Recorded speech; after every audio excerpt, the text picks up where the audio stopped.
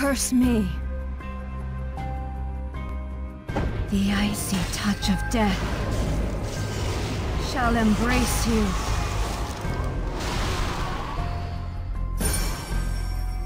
Okay, so another debuff mage. We probably needed one of those.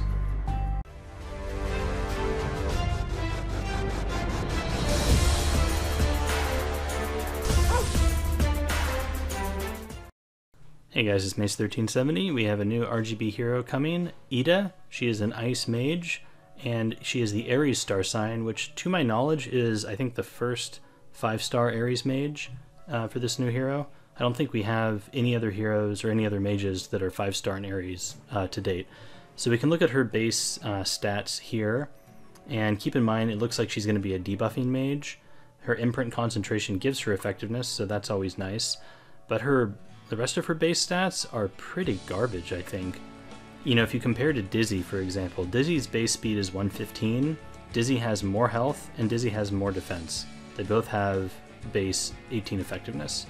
So just kind of like way worse all around.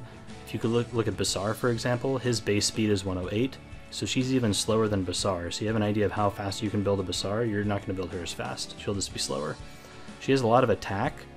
She has higher, base attack by like 200, more than Dizzy, so that's kind of where all of her stats went, is into attack.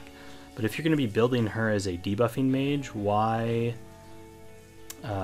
give her so much attack? Maybe, I guess she's also going to be a damage dealer, potentially, rather than like a tanky debuffer. We'll see. I think she has some gimmicks based around crit chance and stuff, so maybe that's the angle they're trying to take us in. Alright, her skill 3, Absolute Zero, looks like a 5-turn cooldown that you can lower to 4 after you mola, and you can also improve the effect chance via molas by 25%.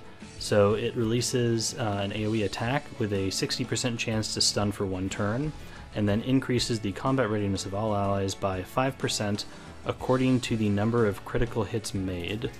So let's see, you can add 25% chance, effect chance, so that goes up to 85% chance to stun everyone for 1 turn. So not as good as ML Araminta in that regard. And then her CR increases combat readiness of all allies by 5% according to the number of critical hits made. That is not very clear. Is that like a 20% boost if you crit 4 times, like 5% per crit? I assume that's how that works. Because if it's just 5%, then that's kind of underwhelming. So that's probably a 20% CR boost.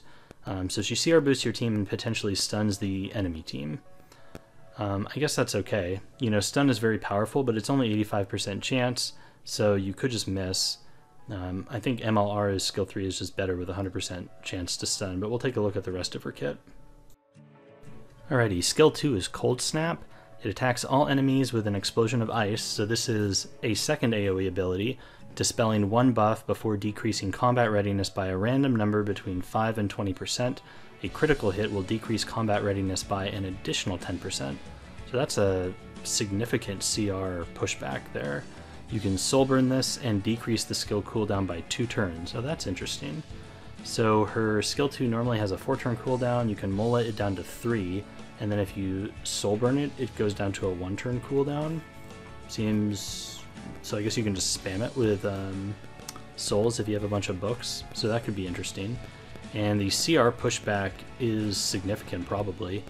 So it's between 5 and 20, and then a crit will add an additional 10. So Basar's pushback is like 30%, I think, right? So hypothetically, you could push back somebody by the amount Basar pushes back, or half of that at the low end. So pretty strong ability. You pair that with like Abyssal Crown, and that could be pretty memey. Skill 1 is Icy Impact. This is a single target attack with a 65% chance to make them unhealable for 1 turn, and when you mola it, it goes up to 75% chance. So her skill 1 looks like complete garbage. Unhealable is pretty bad.